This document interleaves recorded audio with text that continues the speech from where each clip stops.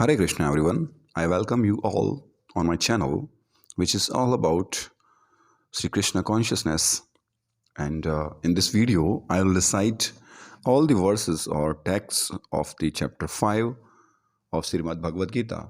Name of chapter 5 is Karam Yoga, Action in Krishna Consciousness. Text 1. Translation. Arjun said, O Krishna, first of all, you ask me to renounce work, and then again you recommend work with devotion. Now, will you kindly tell me definitely which of the two is more beneficial? Text 2. Translation. The personality of God had replied, the renunciation of work and work in devotion are both good for liberation. But of the two, work in devotional service is better than renunciation of work.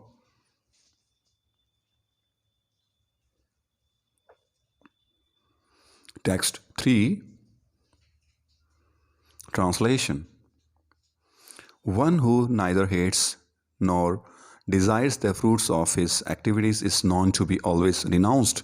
Such a person, free from all dualities, easily overcomes material bondage and is completely liberated. O mighty armed Arjun. Text 4. Translation.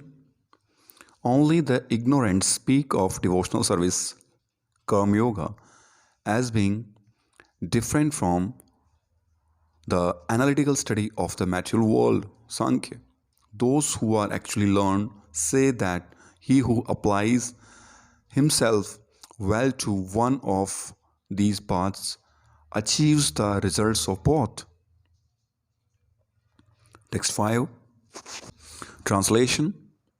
One who knows that the position reached by means of analytical study can also be attained by devotional service, and who therefore sees analytical study and devotional service to be on the same level, sees things as they are.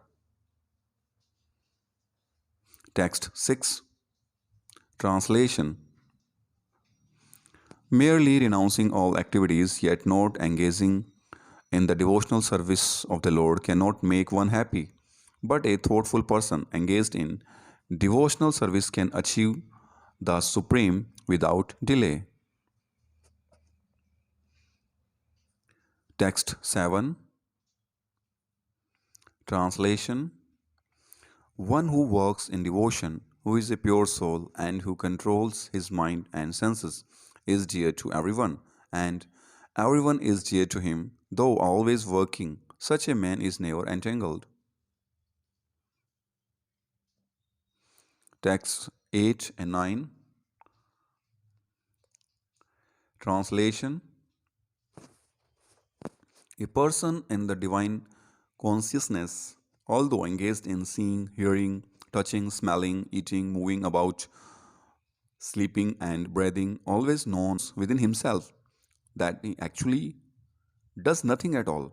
Because while speaking, evacuating, or receiving, or opening or closing his eyes, he always knows that only the material senses are engaged with their objects and that he is aloof from them. Text 10. Translation. One who performs his duty without attachment, surrendering the results unto the Supreme Lord, is unaffected by sinful action, as the lotus leaf is untouched by water.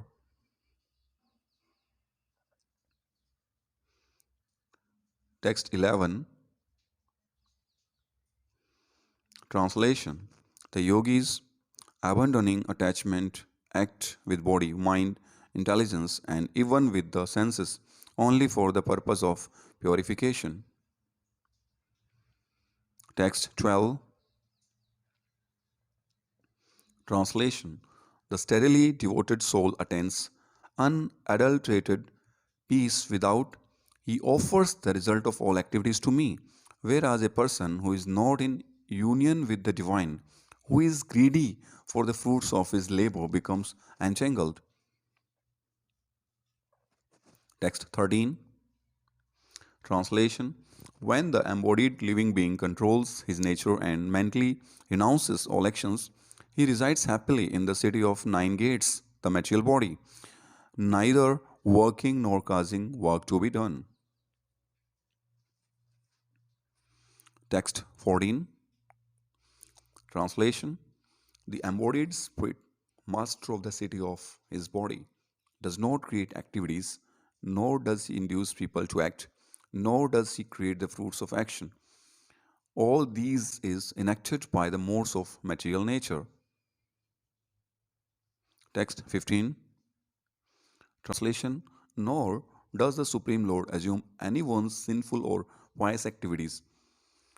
Embodied beings, however, are bewildered because of the ignorance which covers their real knowledge.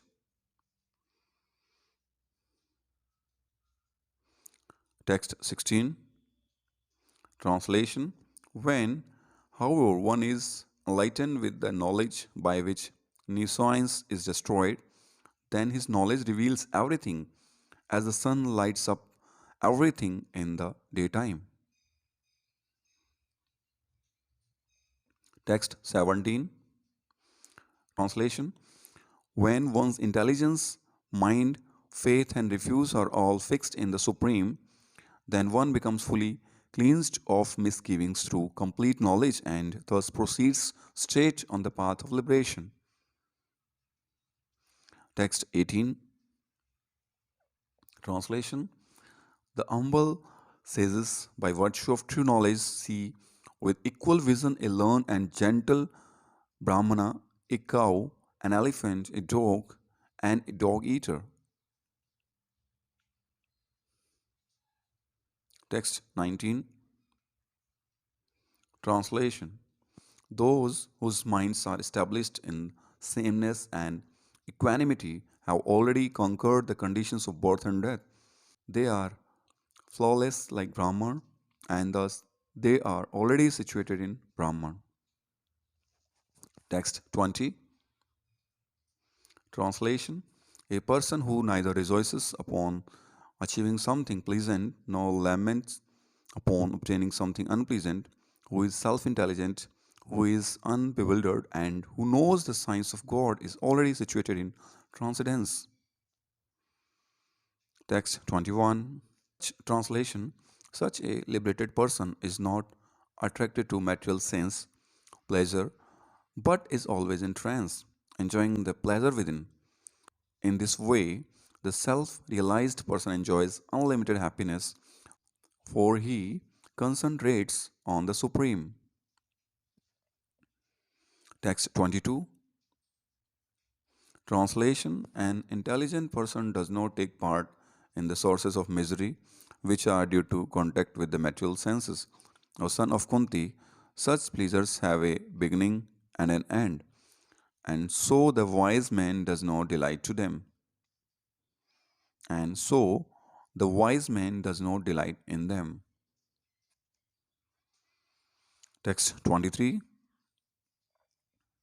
Before giving up this present body, if one is able to tolerate the urges of the material senses and check the force of desire and anger, he is well situated in and is happy in this world.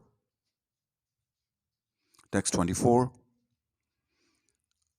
Translation: one whose happiness is within, who is active and rejoices within, and whose aim is inward is actually the perfect mystic. He is liberated in the Supreme and ultimately he attains the Supreme. Text 25. Translation: those who are beyond the dualities that rises from doubts, whose minds are engaged within, who are always busy working for the welfare of all living beings, and who are free from all sins, achieve liberation in the Supreme. Text 26. Translation: those who are free from anger and all material desires, who are self realized, self disciplined, and constantly enduring for perfection, are assured of liberation in the Supreme in the very near future. Text 27 and 28. Translation: shutting out all external sense objects, keeping the eyes and vision concentrated between the two eyebrows, suspending the inward and outward breaths within the nostrils, and thus controlling the mind, senses, and intelligence. The transcendentalist, aiming at liberation, becomes free from desire, fear, and anger. One who is always in the state is certainly liberated. Text 29.